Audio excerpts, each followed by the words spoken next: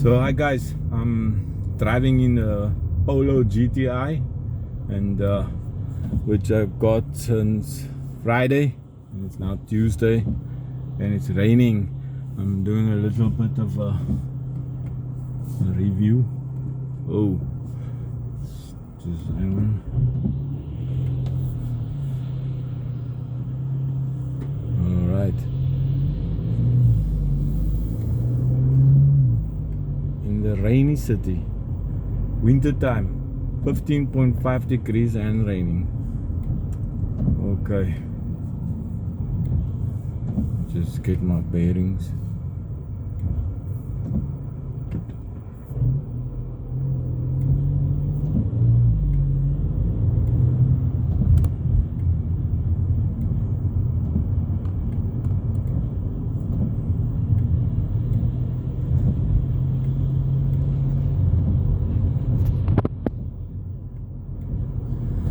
Okay, so before this car I had a Polo Highline, 2018 model, and it had 85 kilowatts. Okay, and that car had a maintenance plan for 5 years, which expires next year March. And I discovered, or at least my advice to anybody who has some money in South Africa, this is in Cape Town, and or can afford to buy new cars, I would prefer buying new cars. Why? Simply because of the maintenance plan. It is so risky to drive a car without a maintenance plan. Before that I had a old car and the maintenance plan just expired, and then 2 days later or a week later that yellow engine light came on, and they wanted to charge me. They charged me 70,000 to fix that yellow engine light. So since then I scratched out every savings, and it's best, if you can afford it, just drive the car with a maintenance plan, because even if a solenoid breaks in the door that opens the doors, that costs like thousands anyway. Besides the waiting, cost a lot of money. It's like, so anyways, so I wanted to buy the same car, a Highline or 85 kilowatt manual, because that car was manual.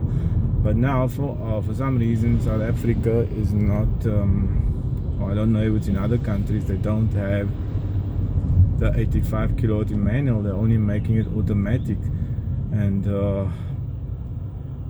for me, an automatic 85 kilowatt is too little for that. The power is too little, and it's going to be too slow and irritating. So I had to start looking for other cars. And in South Africa, they do not have many options now at the moment. Or they do have like the Mazdas, the Fiestas and all that, but for me, I find the Polo is the biggest inside for space wise at the back, because I don't like a big car, I like a small car. And I want a small car that feels like a big car and with the best value. And for me, that was the Polo last time. I compared it to the Fiesta. The Fiesta was way smaller at the back seat. If I sit in it, I'm 6 foot, and when I sit, or 183 centimeters, if I sit in the driver's seat, I cannot get into the back in the Fiesta, and I can do that in this Polo or in the previous Polo that I had. So the main thing is I needed to find a car. The i20 Honda that came out now is bigger than this one slightly, maybe like a centimeter more space in the back seat, but the whole car feels like plastic compared to this one. Okay, this one also has some plastic here on the door on top, and so, but relative to that Honda, it feels very plastic and not. This one just feels more expensive. I don't know. And if you look at the price difference, then you easily can understand why it's a little bit more, the Polos. So it's not because of the engines, but so the Polo was out. I mean the Hyundai's. Last time the Hyundai, they didn't have a headrest in the rear back seat in the middle, so that was out too. The headrest and the middle safety belt, there was only a 2-seater, so I have 3 kids, so I need to fit them. So why did I go for the Polo GTI? Because the new Highline, the 85 kilowatt automatic Highline, if you add the same features like in this car, you know, leather seats and all the gadgets, climate control and the R-line mags and things to make it look similar, so your final price only has a 50,000 rand difference in American dollar divided by 15, and that's like $3,000. And that price difference is not for me. For 62 kilowatts difference in power, you get the Polo GTI. I mean, that's a huge difference. And so for me, the money didn't make sense. You know, I'd rather pay the extra 50,000 if you have it to get the car with a maintenance plan. So if anything breaks, it's all covered. You pay for this one. I paid, I think, 6,000 rand. You get a 4-year service plan that includes wipers, brake pads, all the most things. The only thing excluded is your wheels, I think. And for 6,000, 4 years, no worries. You can, everything can break, and you just, so that's just why I went for this car. 62 kilowatts different. Now that 62 kilowatts, I can feel, yeah, this car is automatic and it's awesome. The gears just changed. It's like very easy to drive.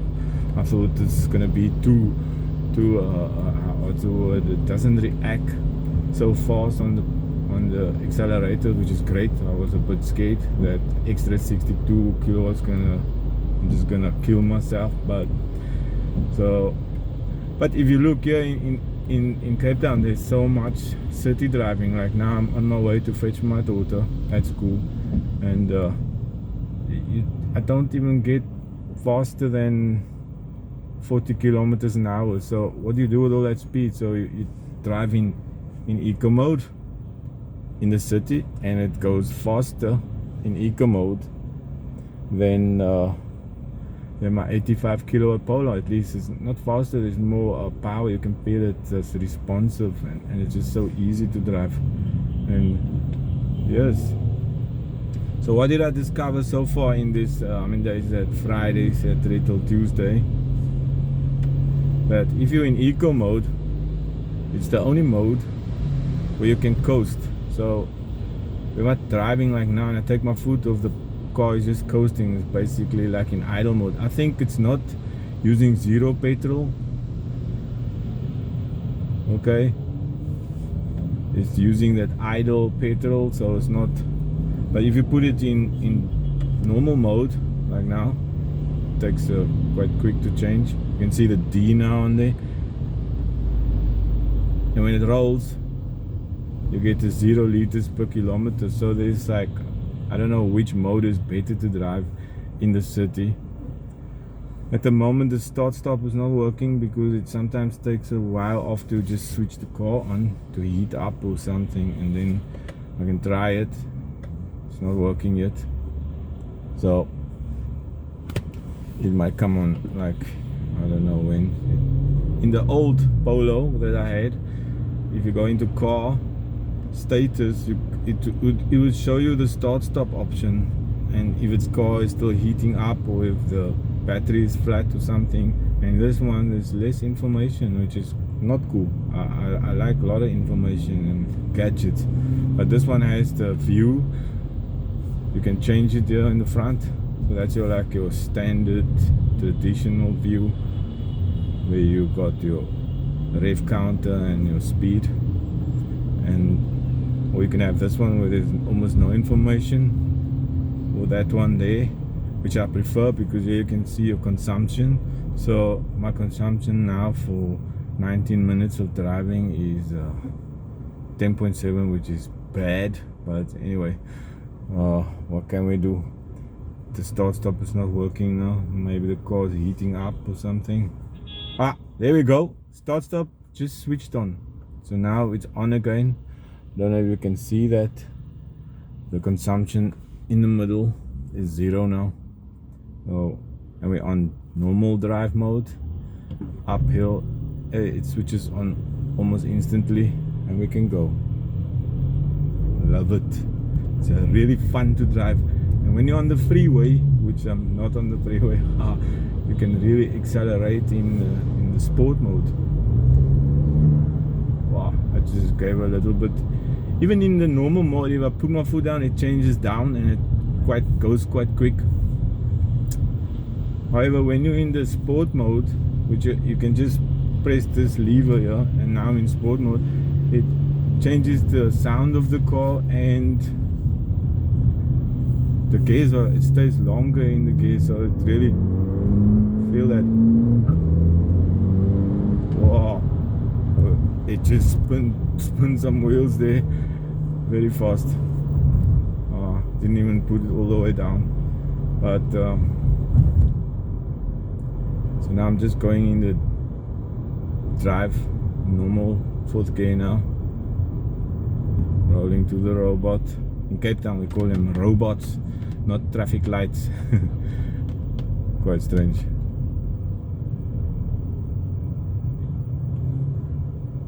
So today in Cape Town it's 15.5 degrees, but it doesn't seem so cold. I don't know why. Normally feels a bit warmer today, or maybe it's because I'm sitting in the car. But what I like about this car is this something I like is this sunroof, but you can't see it here. There's a function where you tilt the sunroof up at the back so you can drive, and you can have air coming in like on hot days, and maybe save some consumption by not putting on the air conditioner.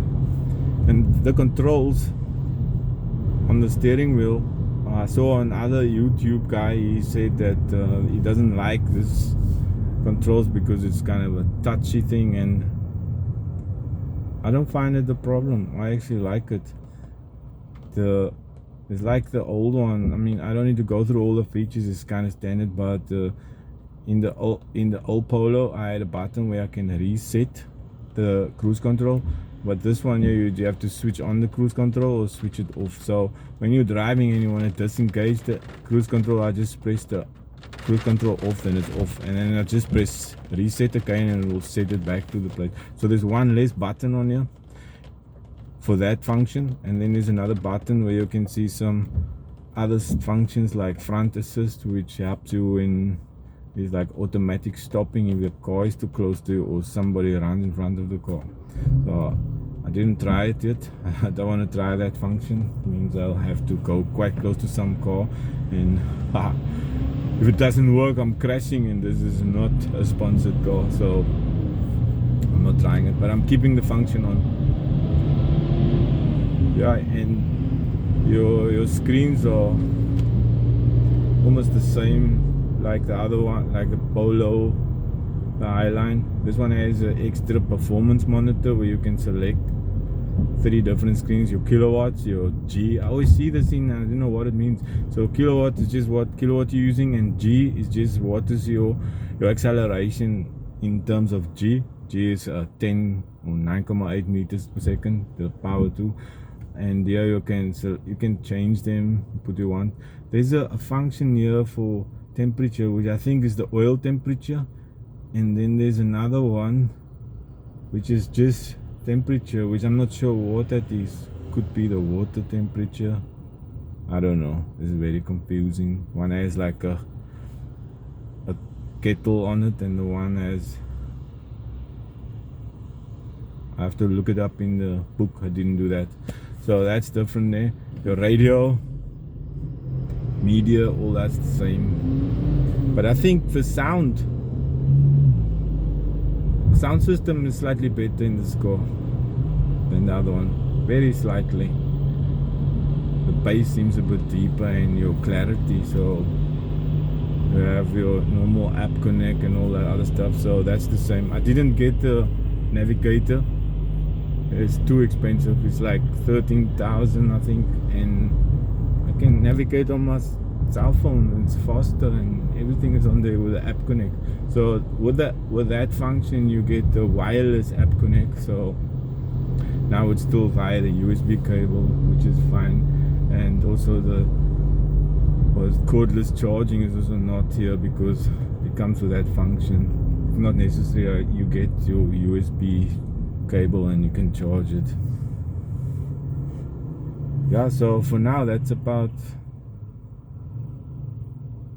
all the things that I found, more or less, that I like. The leather seats, or just normal leather seats like in any other car. And the start stop is very fast. The car is like driving a, I don't know, toy game or something with all those screens, and it's lekker. I'll see if I can get a point where I can drive it in the freeway and give a little bit of acceleration within the speed limits. But here is no point in doing that. Too many cars, too much traffic. Now we're driving on a hill in Cape Town, and quite rainy today. I hope the video looks okay.